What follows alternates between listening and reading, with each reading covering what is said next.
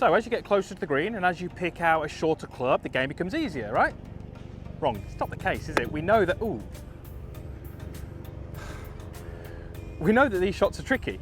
Looks pretty straightforward. All you got to do is just pop the ball into the air with a lofted club, land at the green, let it roll out. Pretty simple, but they're not. We often get those kind of thins like we just saw there, and the heavy shots just like that one. So in this video, I'm going to share with you 3 really simple tips to make sure that you are not this guy over here.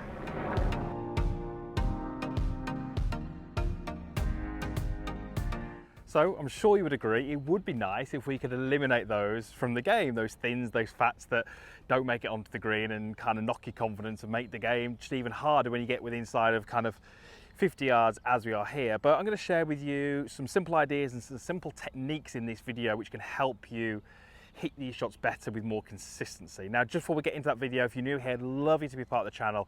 It is absolutely free. Just hit the little subscribe button, and when you do that, hit the little bell icon as well. That just means that you'll be notified each time I upload a video.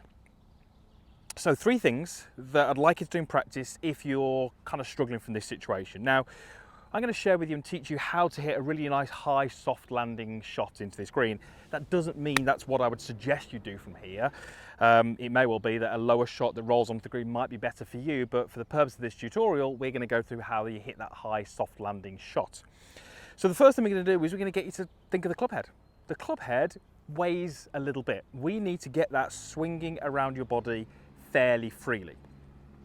What we often see is a lot of force or a lot of effort going into this grip end, and we don't see that club head swinging freely.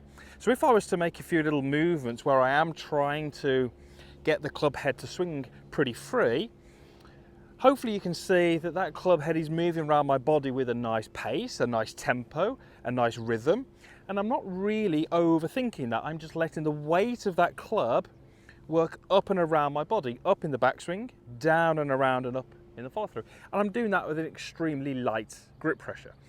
What we often see is lots of effort or lots of force going across this part of the club. That would look a little bit more like this. So you can see that was a very different movement through the ball, a driving force on the handle. Now what you can see as I do that is it starts to change this angle here. It starts to mean the club head ends up a little closer to me. Therefore, it's probably not going to hit the ground. We can also see that in the transition. You know, we often see this nice movement back, but then we can often see this big change in direction, this aggressive change in direction. And again, lots of forces going across here, and that compromises your strike. How do you feel that? How do you work on that? Well, this is a little device that I've had for a number of years now. I can't even remember where I got hold of this. And it's actually designed as a warm-up system. I don't use it for that at all, but I do use it for other exercises. I'll pop a close up on the screen so you can see. And effectively all it's doing is it's adding weight to my golf club down here at the end, and it's a considerable weight as well. So you're not going to have one of these, but you can just get a little creative. Get some tape and just see what you can do to add some weight to your club. Failing that, just get 2 clubs together. That will serve the same purpose. You just won't be able to hit shots like that, which we're going to do in a moment. Now, when I set up with this club, as we said, weighs a certain amount now. And what I'm really able to do is get almost even more of a sensation of that club head swinging freely around my body. And what I'm trying to do as I do this is I'm just trying to let it land on the ground. And what you can hopefully see there is that I'm able to do that really consistently.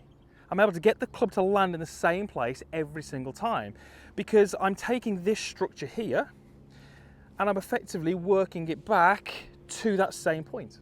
What I'm not doing is I'm not trying to drive the handle and changing that structure, or I'm not trying to throw the club head early and changing that structure. So if I'm able to get that club head swinging around my body nicely, I should be able to get it to land in the same place every time. That's going to help. Now I'm going to hit a shot here with this club just to give you a little demonstration. It won't reach the green because I'm not going to do it at full speed. But what you should see is this nice free movement of the golf club around my body. Okay, nice high shot. As we said, didn't make the carry, but the contact was perfect. The flight was high, and that's exactly what I was looking for. That is a great little exercise to really sense that club head swinging around your body rather than you driving the grip, which we see all too often. So that's how the club moves around your body. But we know that from these shots, there is also a little bit of body movement. We know that there's some rotation back and some rotation through. We know that really helps. So what I'd love you to do as kind of second stage to that is marry up what the club is doing. This feels incredibly light now after picking up that one. Marry what the club head is doing with what your feet are doing. So I'm almost initiating this golf swing with my feet, and my feet are reacting or allowing or even helping that club to move around my body as we've just described. And you can see I'm almost lifting the heels here just to make that a little bit more visible. Now, we don't necessarily need you to get the heels off the ground. What we don't want, however, are these really static bodies, because what we find when we get a static body is that the arms will often break down. We'll often see separation of the elbows, the lead arm breaks down, and what that does, very similar to what we mentioned in point one, it starts to narrow the radius of the swing. The club head ends up too close to us, and we struggle to get that strike. In order for us to keep that nice structure in those arms, we need that body to be rotating back and rotating through. So I'm going to land the club on the ground, letting the club swing, landing the club on the ground, letting the club swing, and matching that with my body rotation. So now we're starting to get a really nice pitching motion where the body is moving nicely with the club head. There's a nice free swing. We've got the contact on the ground as we want it, and that should allow us to hit some nicer pitch shots. Now, I'm not going to go at that flag because even from this distance, that's a little tricky on the right-hand side. But what we are going to do is hit a really nice high shot that kind of lands on the front of the green, stops pretty quickly. And the final thing, and this is super important because this is going to sort of tie all of that in together. Don't, please, whatever you do, try to keep your head down on the way through. I know that poor strikes lead to poor confidence, and we often feel like I must have lifted the head, I must have looked up too soon, all of those things. So keeping the head down makes a lot of sense, but it doesn't work. What it does is it means that if we keep the head down, the arms got nowhere to go. And when the arms got nowhere to go, they end up doing this on the way through. And if that movement happens just prior to impact, you're going to start to misstrike it. As soon as you hit a few thin shots doing this, what you'll do to start and feel like you make better contact is you'll start to drop the knees to get down to the ball, and we get a really, really kind of ugly looking movement. So watch what happens when my club lands on the ground. As soon as my club lands on the ground, I rotate and I get taller. I stand up through the shot. And that's really important. Watch again, standing up through the shot. What that allows me to do is it allows me to hit the ground with confidence that the club isn't going to dig, but it allows me to get the club and the arms moving through on the way past the golf ball into this nice structured finish where I'm really nice and balanced and nice and tall. We don't want to get into that habit of trying to keep the head down because the arms pull in, and you can see how poor that result was. So, in summary, we need the club head to swing around your body freely. That's really important. We need the body movement to be married up with that.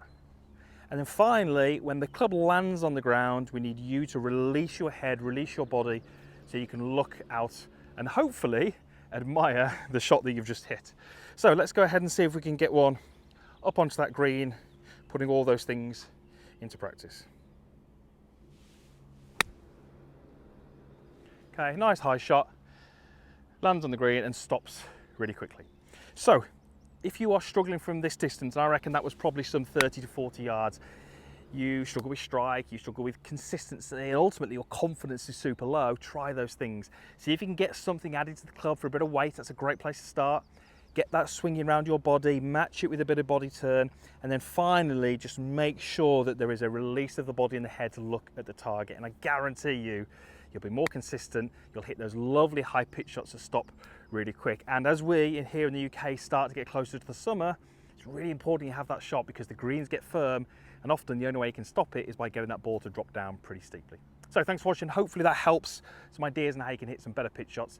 Usual stuff is down below. There's a comments box down there, there's a like button, and there's also a link to be a subscriber. I would love you to do so. It's absolutely free, and I really believe these videos can help you play some better golf. Thanks for watching.